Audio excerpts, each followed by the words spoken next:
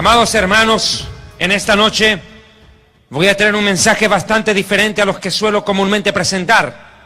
Creo que toda Latinoamérica conoce nuestros mensajes, sabe perfectamente que el Eterno nos ha enviado junto con el doctor Antonio Bolaines y otros predicadores más a desenmascarar a los falsos profetas, a los apóstoles de la prosperidad, a todo ese grupo de mentirosos que están usufructuando de la fe, asaltando en el nombre de Dios y atracando al pueblo.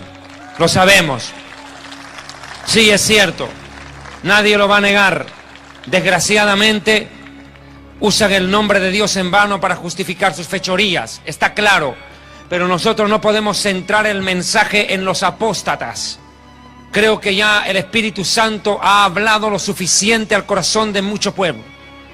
Y los ha hecho conscientes que hay una iglesia falsa que se ha levantado en este tiempo, que es la iglesia apóstata, que se identifica con la iglesia de la Odisea del Apocalipsis, los cuales pronto serán vomitados por tibios y entrarán a la tribulación, pero de cabeza.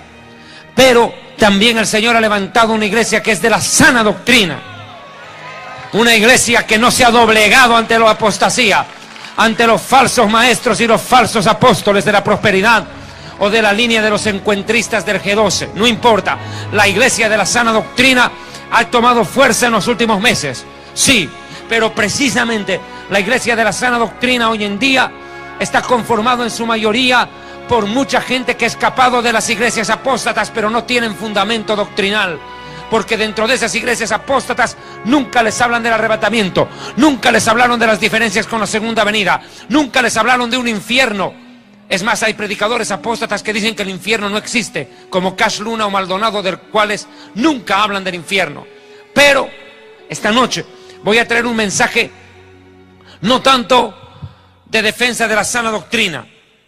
Voy a hacer un mensaje sobre la edificación de una iglesia de sana doctrina, sobre un tema que es importante.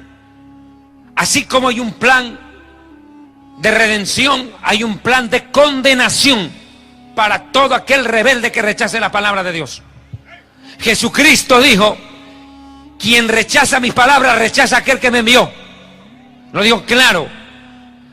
Y la palabra de Dios es clara y contundente también al decirnos algo que no podemos pasar por alto. Y tenemos que tenerlo siempre en cuenta. Acompáñeme por favor al libro de Juan capítulo 1. Hablando del Mesías. Juan 1:1. En el principio era el verbo y el verbo era con Dios. Y el verbo era Dios. El verbo es la palabra, el Mesías. Este era en el principio con Dios. Todas las cosas por Él fueron hechas, y sin Él nada de lo que ha sido hecho fue hecho. En Él estaba la vida, y la vida era la luz de los hombres. La luz en las tinieblas resplandece, y las tinieblas no prevalecieron contra ella, contra la luz. Ahora, hermano, esa luz es el Mesías. Pero muchos la rechazan, no la aceptan. Y como dijo Jesús, el que está en la vida está en la luz, a la luz viene. Pero el que está en tinieblas no viene a la luz, para que no salgan a luz sus obras, porque son malas. Y Jesús también fue claro y contundente cuando dijo en su palabra, textualmente: y todo aquel que creyere será salvo, pero el que no creyere ya ha sido condenado. ¿Cómo así? ¿Existe un lugar de condenación? ¿Realmente existe un lugar de tormento más allá de esta vida? Pues hermanos, esta noche hablaré acerca de la veracidad del infierno.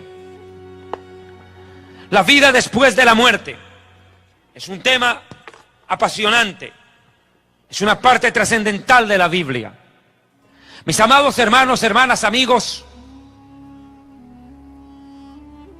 la Biblia nos habla de muchos temas, de todos en sí, pero también nos habla de la muerte y del origen de ella. El inventor de la palabra muerte fue el mismísimo creador e inventor de la vida, Dios. Fue de la boca de Dios mismo donde por primera vez emergió la palabra muerte. Cuando Dios le dijo a nuestros padres: si comieren de este fruto, ciertamente morirán. El autor de la palabra muerte fue el creador de la vida. La muerte. Una palabra a la cual pocos le dan importancia, ni siquiera piensan en ella. Y otros le dan demasiada importancia, tanto que le tienen terror. Lo cierto es de que la muerte comenzó su historia aún dentro de la misma Biblia. A veces los niños le hacen preguntas difíciles a los padres. Un niño de 4 años se acercó y le dijo a su padre: papá, ¿y por qué la gente se muere y desde cuándo es que se mueren? A veces pareciera tan fácil pregunta, ¿va? Pero aunque usted no crea, requiere una explicación, una respuesta bíblica y teológica. El hombre muere desde que se rebeló contra Dios, desde que pecó contra Él. La muerte ingresó a la tierra por consecuencia de la desobediencia y la rebelión. Eso lo sabemos todos. La muerte es una parte del estudio de la Biblia. Se llama la tanatología. La tanatología estudia la vida después de la muerte. La palabra tánatos se traduce como muerte, logos, estudio, pero en sí la palabra tánatos tiene más que ver con la palabra desprendimiento, separación, apartar, desprenderse de. La pregunta es, cuando hablamos de la vida después de la muerte y relacionamos con separación, ¿de qué estamos hablando? ¿Separar qué cosa de qué cosa?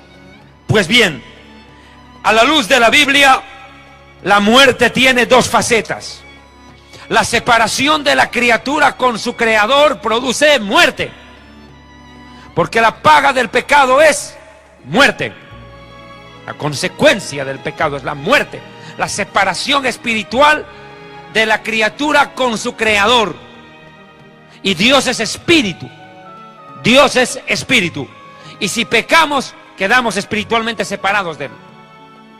Terrible brecha, abismo que se produce en el momento de la rebelión humana.